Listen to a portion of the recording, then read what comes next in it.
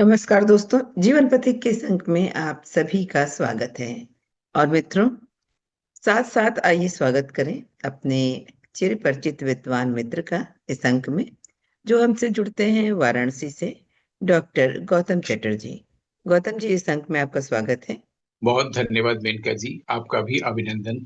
गौतम जी, जैसा कि हम आजकल गीता पे बात कर रहे हैं, तो मन का हृदय में निग्रह कैसे करें, तो ये विषय क्या है और इसको कितना समझने की जरूरत है, ये आप हमें बताइए। मेनका जी, सबसे अच्छी बात यह है कि हम लोग गीता पर चर्चा कर रहे हैं। वह जो गाया गया है गीता, जी। इससे अच्छी बात और क्या हो सकती है। तो गीता को सभी पढ़ने जाते हैं, सभी पढ़ना चाहते हैं, जिनके मन में भी इच्छा होती है कि गीता पढ़ें। तो वो जब पढ़ने जाते हैं तो शुरू में ही कुछ पढ़ के फिर ठहर जाते हैं और किसी को बताते नहीं है कि हम क्यों ठहर गए हैं। और जो सुनी सुनाई बात है उन्हीं को दोहराते रहते हैं अपनी बातों में। लेकिन अगर हम गीता को पढ़ें और हमारे व्यक्तित्व में अगर रूपांतरण न घटे तो फिर गीता पढ़ने का कोई मतलब नहीं है। तो गीता जब पढ़ने जाते हैं, कोई भी व्यक्ति, या तो कि विद्वान हो, संस्कृत या हिंदी का या अंग्रेजी में पढ़ रहा हो, या कोई बहुत ही इंटेलिजेंट स्टूडेंट हो, कोई लड़का है लड़की है, वो पढ़ना शुरू करता है, फिर वो रुक जाता है या फिर पूरा पढ़ जाता है, उसका सार उस तक नहीं पहुंचता। तो हम लोग ये कोशिश कर रहे हैं कि हर चैप्टर के एक एक श्लोक को, जो कि इसमें है नहीं, सारे पद्य हैं, उसके कुछ पहले टेक्निकल टर्म्स को समझ लें। और सबसे रोचक बात यह है कि गीता का एक पद्य अपने दूसरे पद्य से जुड़ता भी है और अपने आप में स्वतंत्र भी है। जैसे कि वेद के मंत्र, अगर आप एक पद्य पढ़ते हैं, एक मंत्र पढ़ते हैं, तो वो अपने आप में कंप्लीट है। उसी तरीके से अगर आप किसी एक पद्य का, गीता के किसी एक पद्य का जिसमें दो लाइन है, दो पंक्तियां हैं, उसमें से किसी एक पंक्ति को समझते हैं तो अपने आप में कंप्लीट है। वैसे ही एक पंक्ति के किसी एक शब्द को समझते हैं तो वो समझना ही कंप्लीट है। तो हम लोगों ने इसके पहले एक या दो एपिसोड में शायद किसी एक शब्द पर बात की होगी, क्योंकि ये अप्रोच मुझे लगता है सबसे सरल है और सबसे सरस है। उसको समझ लेने से अ, मैं ये बिल्कुल दावे से कह सकता हूँ कि पूरा गीता पढ़ना हो सकता है। अगर आप किसी एक शब्द को भी समझ लीजिए तो पूरा गीता पढ़ने के बराबर होता है। जैसे कि हमने पिछली बार ये बात की थी एपिसोड के अंत में, कि हम लोग डिजायर क्यों करते हैं, इच्छा क्यों करते हैं। और गीता में अगर कहीं ये लिखा हुआ है कि मन को हृदय में निग्रह करना, तो ये क्या होता है। अब जहां तक मुझे याद आ रहा है कि ये आठवें अध्याय का 12वां पद्य होगा, जिसमें कहा गया है कि योग की विधि बताई गई है, जिसमें कहा गया है कि जब हम इंद्रियों को संयम में रखते हैं, मन को हृदय में निग्रह कर लेते हैं, प्राण को मूर्धना यहाँ पर स्थित कर देते हैं, आदि आदि, कहा गया है कि अगर ऐसा कर देते हैं तो हम योगस्थ हो जाते हैं या युक्त हो जाते हैं ब्रह्म के साथ, ऐसा कहा गया है। अब होता क्या है कि जैसे हृदय, ब्रह्म, ये सब शब्द आते हैं, तो थोड़ा सा आज के जो लोग हैं, युवा पुरुष स्त्री आदि आदि, तो उनको लगता है कि ये कुछ प्राचीन सा हो जा रहा है। तो इसको अगर आज की भाषा में बताया जाए, आज की शब्दावलियों को प्रयोग करके, तो ज्यादा आसान होगा। लेकिन ये भी बहुत ही अफसोस की बात है कि रामायण, महाभारत, गीता और उपनिषद, वेद तो नहीं, वेद तो कहीं दिखता नहीं है, उपनिषद और गीता आदि एक दो जगह से आमतौर पर लोग लेते हैं और पढ़ते हैं। हिंदी में लेना हुआ या अंग्रेजी में तो गीता प्रेस से, या फिर उपनिषद वगैरह गीता वो लोग रामकृष्ण मिशन से लेते हैं। हिंदी में जो लिखा हुआ होता है या अंग्रेजी में, वो उसकी भाषा भी वही प्राचीन है, जो एक बार अनुवाद हो गया वही चली आ रही है।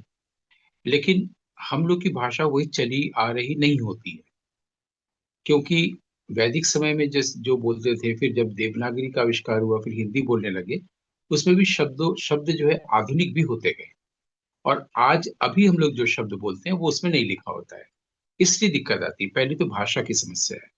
ऐसे ही रामकृष्ण मिशन से जो भी उपनिषद है, आपको आप कोई भी किताब पढ़िए, तो इंग्लिश में अनुवाद हुआ है, आपको लगता है कि अच्छा होगा, आप पढ़ने जाते हैं और कुछ समझ में नहीं आता, क्योंकि शब्द जो है वो आज से 100 साल पहले जो लिखे गए थे वही है अंग्रेजी में। फॉर एग्जाम्पल, एक शब्द अंग्रेजी में वहां बहुत आता है अनुवाद में, वेरीली, जो एकदम एप्रोप्रिएट शब्द है, लेकिन आज वेरीली शब्द चलता नहीं है। जैसे केला के लिए हम लोग बनाना बोलते हैं, एक समय में उसके लिए शब्द था प्लांटेन, आज प्लांटेन नहीं चलता। वैसे ही वेरीली शब्द नहीं चलता सत्य के लिए।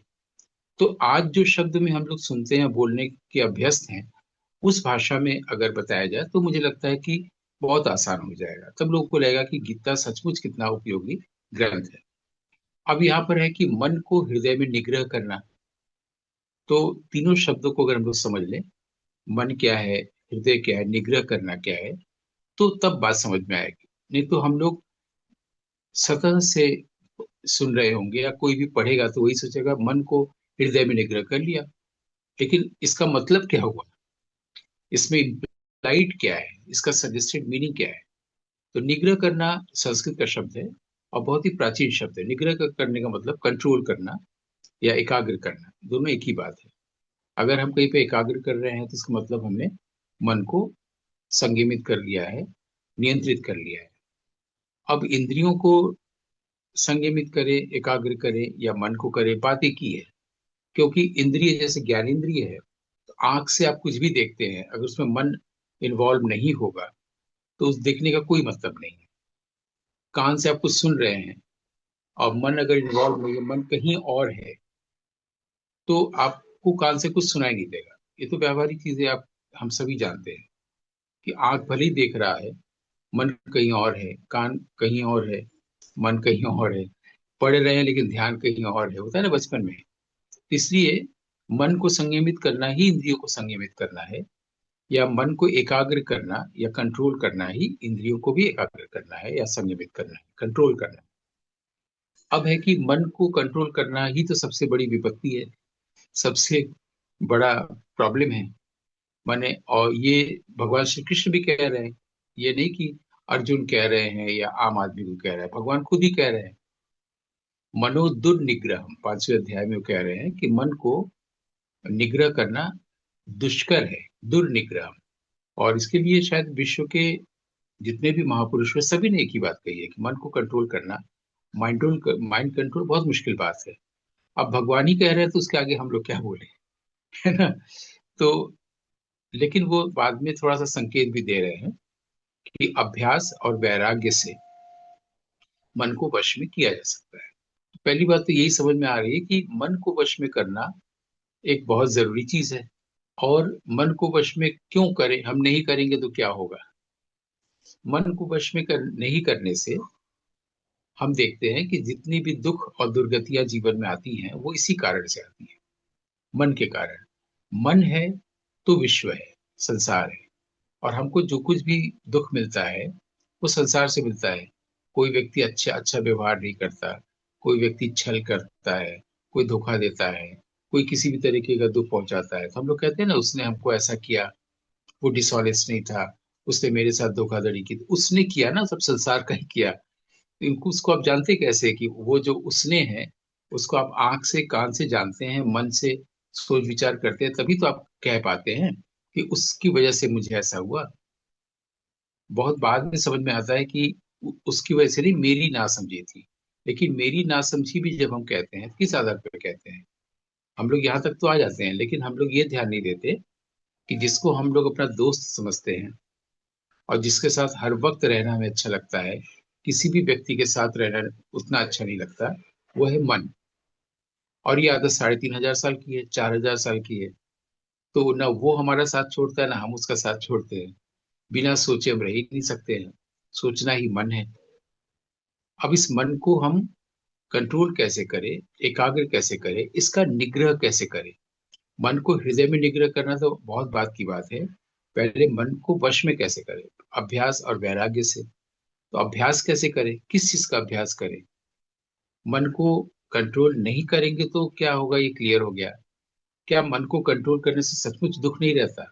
हाँ, ये है, जो अपने अनुभव से बता सकते हैं कि अगर मन आपके वश में है, कंट्रोल है, या उसको ऐसी भाषा में कहें कि अगर आप शांत हैं, तो आपको खुद महसूस होगा कि सारी चीजें नॉर्मली हो रही हैं, प्रॉपरली हो रही हैं, और एक सीमा तक ये भी क्या कहा जा सकता है कि सब कुछ आपके अनुकूल हो रहा है, जो आपको आनंद देता हुआ है।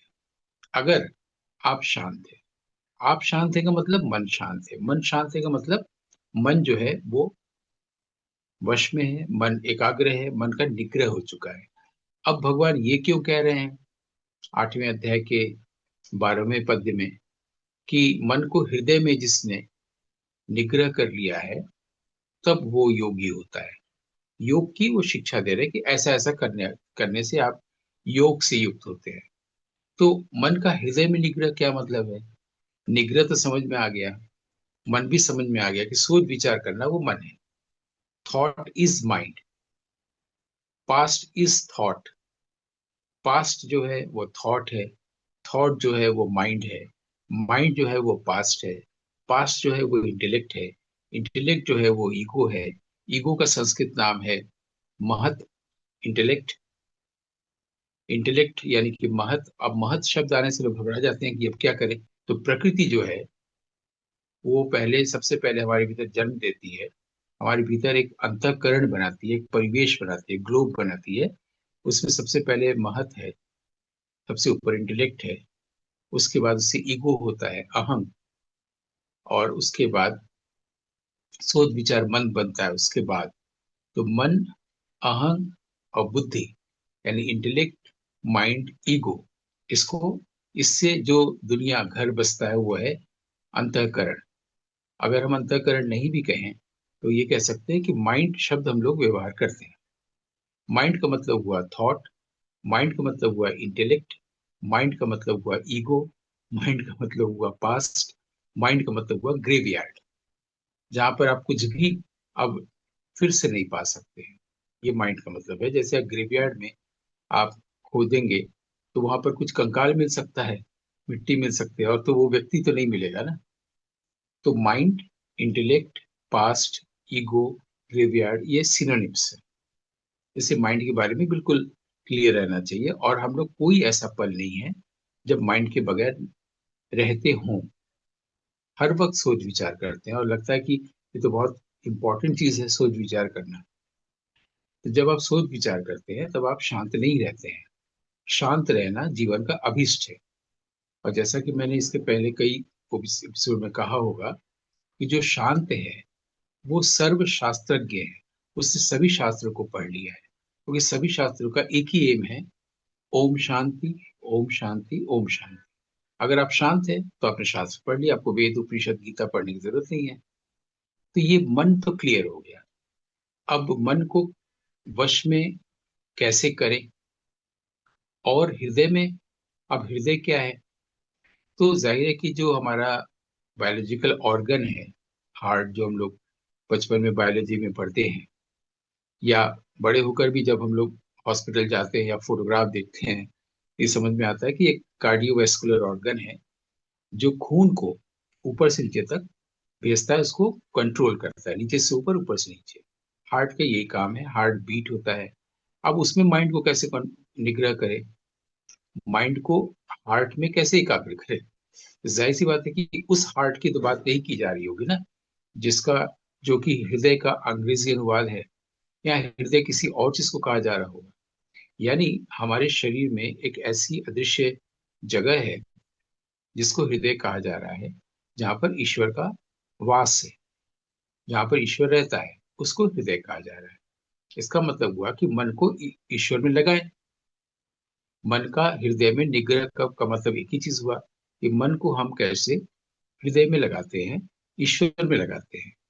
तो मन को ईश्वर में लगाएं, कैसे लगाएं? ये एक विषय हो सकता है जो हम लोग गीता से बाहर आके डिस्कस कर रहे हैं। अब ये जो मन को वश में करने के लिए निग्रह की शब्द आया, ये योग सूत्रों में भी आया है, पातंजल योग सूत्र में भी आया है।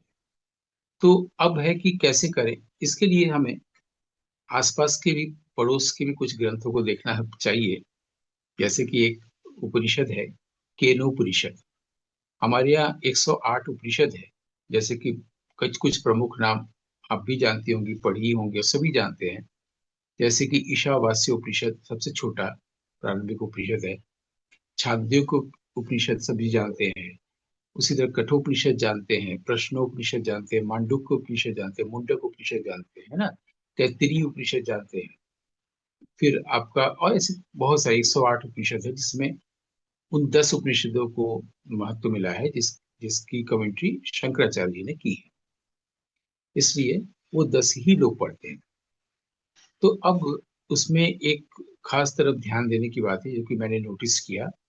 किसी भी उपनिषद में उपनिषद शब्द नहीं आया है। जब कोई भी उपनिषद आप ले ले, उसमें उपनिषद शब्द आया ही नहीं है। उपनिषद शब्द अगर एक बार पहली बार किसी उपनिषद में आया है और कई बार आया है, वो है केनोपनिषद। केनोपनिषद के 4 खंड हैं। प्रथम 2 खंड में पद्य है, दूसरे खंड में गद्य है। पहले खंड में दो दो पहले जो 2 खंड इसमें पद्य हैं, उसमें शिष्य कुछ प्रश्न करते हैं, गुरु उत्तर देते हैं। दूसरे खंड में गद्य है, जिसमें सिर्फ एक कहानी है। वो कहानी हम लोग अगले एपिसोड में उस कहानी की बात करेंगे। तो उसमें यहां से बात शुरू हुई है। गुरु शिष्यों को बता रहे हैं कि आंख से हम देखते हैं, आंख से हम नहीं देखते। आंख के पीछे कोई और आंख है, वो आंख हमारे आंख के जरिए देखती है। हम कान से नहीं सुनते, कान के पीछे किसी और का कान है, मन के पीछे किसी और का मन है। यानी हमारे पीछे कोई और है, जो हमारे ज्ञानेंद्रियों का, कर्मेंद्रियों का प्रयोग करता है। तो जब वो करता है, मैं नहीं देखता, मैं नहीं सुनता, यानी मैं कुछ नहीं करता, वो करता है। तो फिर ये बात आ गई ना, जो करता है वो कौन है। उसमें लिखा हुआ है, संसार वो नहीं है, इंद्रिय वो नहीं है, आप कान से उसको सुन नहीं सकते, आप अपनी आंख से उसे देख नहीं सकते। ये चीज वो नहीं है, ये चीज वो नहीं है। अंत में जो बचता है वो है। लेकिन ये नहीं कहा गया है कि वो कौन है या ब्रह्म क्या है, ये नहीं कहा गया है। ये नहीं है, ये नहीं, ये झूठ है, झूठ है, झूठ है, नेति नेति। अंत में जो बचा वो ब्रह्म है। वो आपके आंख के जरिए देखता है, वो आपके कान के जरिए सुनता है, और वही हृदय है। तो जब ये समझ आ जाएगी कि वो देख रहा है, तो ये हम इतना मेहनत करेंगे ही नहीं कि मन को हृदय में निग्रह करें। ये प्रॉब्लम ही सॉल्व हो गया ना, सिर्फ एक उपनिषद में जाने से ये प्रॉब्लम सॉल्व हो गया। हमको मन को कंट्रोल करना नहीं पड़ रहा है, मन का निग्रह हृदय में करना नहीं पड़ रहा है। और भगवान श्री कृष्ण भी कहेंगे कि ऐसा आलसी कहीं और नहीं देखा है, इतना चालाक बुद्धि का प्रयोग करने वाला, कि इसका समाधान वो उपनिषद से लेके चला आया। कि हम जब कुछ कर ही नहीं रहे हैं, तो हम मन को भी क्यों कंट्रोल करें, हम तो कुछ हुए ही नहीं ना। हमारे पीछे कोई बड़ा, हमारा बड़ा भाई है। जैसे रविन्द्रनाथ से लोग पूछते थे कि आप कैसे इतना लिख लेते हैं, इतना सारा, इतने प्रोलिफिक राइटर आप कैसे हैं। तो रविन्द्रनाथ ने कहा था, क्योंकि वो रस बोध उनमें बहुत ज्यादा था। रामकृष्ण परमहंस में भी था, और बंगाली में शायद होता भी होगा, ये कोई पक्षधरता नहीं है। उनमें सेंस ऑफ ह्यूमर होता है। रविन्द्रनाथ से पूछा था आप इतना कैसे लिख लेते, तो उन्होंने कहा था मैं कुछ लिखता ही नहीं हूँ, बड़ा भाई कान में बोलता रहता है, छोटा भाई लिखता रहता है। तो वही जब बड़ा भाई जो है, वो हमारी आंख से देख रहा है, वो हमारे कान से सुन रहा है, वो हमारे मन से सोच रहा है। तो जब मैं रहा ही नहीं, ईगो रहा ही नहीं, मन को कंट्रोल करके ईगो से मुक्त होकर आत्म साक्षात्कार या ईश्वर साक्षात्कार की स्थिति नहीं रही। अभी इसी पल में तो ये हो गया ना, कि मन का निग्रह हृदय में हो गया। वो कर रहा है, वो जाने। इस भाव में अगर हम रहते हैं कि I am not the doer, he is the doer, वो कर रहा है, इसे अगर हम अभी देख रहे हों भीतर की आंख से, मन की आंखों से, कि इस आंख से मैं नहीं देख रहा, ये जो हाथ हिल रहा है, ये वो इस हाथ का प्रयोग कर रहा है, तो सारा प्रॉब्लम सॉल्व हो गया ना। हमको 8वां अध्याय पूरा पहले पद्य से अंतिम पद्य तक नहीं पढ़ना पड़ा। तो कर्म संन्यास योग है और विधियां। तो ये एक एक लाभ हुआ ना, कि हम लोग मन का अर्थ भी जान गए, निग्रह करने का अर्थ भी जान गए, हृदय भी जान गए कि जो ब्रह्म है वही हृदय है, जिसको आज की भाषा में हम लोग सेल्फ कह सकते हैं, विद द कैपिटल एस। तो अगर ये भाव हमारे अंदर है, मैं कुछ नहीं कर रहा हूँ, कोई और कर रहा है, सबसे पहले तो शांति आ जाएगी और ये प्रॉब्लम ही सॉल्व हो जाएगा कि मन को एकाग्र करे, मन को वश करे, अभ्यास और वैराग्य का प्रयोग करें। वैराग्य और अभ्यास तो अभी हो गया, जब मैं ही नहीं हूं तो कोई दुनिया ही नहीं, कुछ हो ही नहीं रही है, सब तो वो कर रहा है और ये दिखने भी लगेगा। और केनोपनिषद में तो ये है कि उसको आप अपनी आंख से नहीं देख सकते, उसको आप अपनी कान से नहीं सुन सकते, उसको आप मन से नहीं सोच सकते, लेकिन वो आप ही है।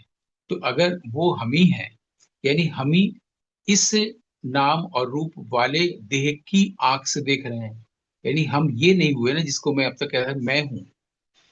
और कोई भी दुनिया का ऐसा आदमी नहीं होगा जिसका वाक्य यहां से नहीं शुरू होता है कि मैं हूं, मैं देखता हूं, मैं जा रहा हूं, मैं कल आपको कॉल करूंगा। इससे तो बिना इससे बच के वो बात बोल ही नहीं सकता। वो ये नहीं बोल सकता है कि ये देखेगा, वो करेगा, ये जो व्यक्ति है उससे बात कर लेना, ऐसा तो बोलता नहीं है। मैं हूं, ये तो पहला चीज है। इसका मतलब जो बड़ा मैं, ईश्वर का मैं है, उसका ये अंश है तो पहले ही प्रूफ हो जा रहा है।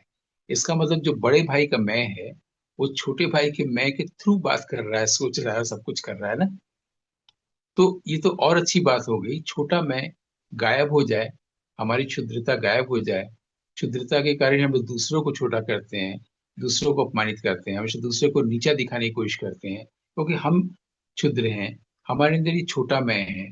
हमने एक वास्ट एनर्जी को, कॉस्मिक एनर्जी को लिमिटेड कर रखा है, बहुत ही छोटा कर रखा है। उसको मैं कहता हूँ कि ये मैं हूँ। दरअसल मैं हूँ तो, लेकिन मैं वो वाला बड़े भाई वाला मैं हूँ, छोटा भाई वाला नहीं हूँ। उस छोटेपन के कारण ही हम लोग को इतने प्रॉब्लम आता है।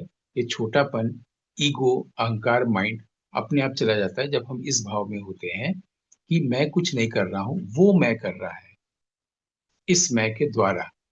और तब समझ में आता है कि हम लोग इच्छा इसलिए करते हैं कि हमारे भीतर ये फीलिंग होती है कि हमारे भीतर कुछ नहीं है, अभाव है।